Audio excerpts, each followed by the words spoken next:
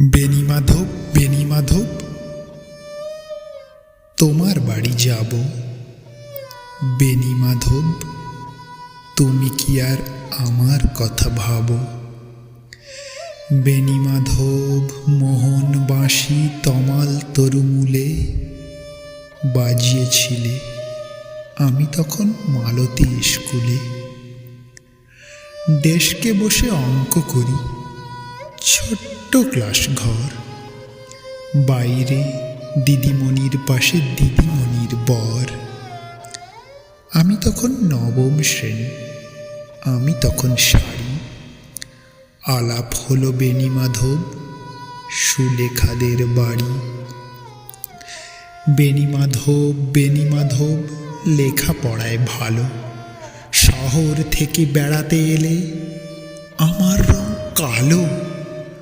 তোমায় দেখে এক দৌড়ে পালিয়ে গেছি ঘরে। বেণীমাধব, আমার বাবা দোকানে কাজ করে। কুঞ্জে অলি গুঞ্জে তবু ফুটেছে মঞ্জরি। সন্ধ্যাবেলা পড়তে বসে অঙ্কে ভুল করি।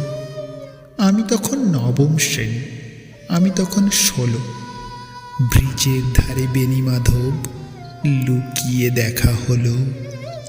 বেণীমাধব, বেণীমাধব, এতদিনের পরে সত্যি বলো, সেসব কথা এখনো মনে পড়ে?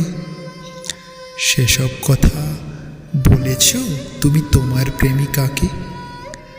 আমি কেবল একটি দিন তোমার পাশে তাকে দেখেছিলেম, আলোর নিচে অপূর্ব সে আলো। স্বীকার করি দুজনকেই মানিয়েছিল ভালো। জুড়িয়ে দিল চোখ আমার, পুড়িয়ে দিল চোখ। বাড়িতে এসে বলেছিলাম ওদের ভালো হোক। রাতে এখন ঘুমোতে যাই একতলারই ঘরে। মেঝের উপর বিছানা পাতা, জ্যোৎস্না এসে পড়ে। আমার পরে জীবন ছিল চোরা পথের বাঁকে মিলিয়ে গেছে। জানি না আজ কার সঙ্গে থাকে। আজ জুটেছে, কাল কি হবে? কালের ঘরে শনি। বেণীমাধব, আমি এখন এই পাড়ারই সেলাই দিদিমণি।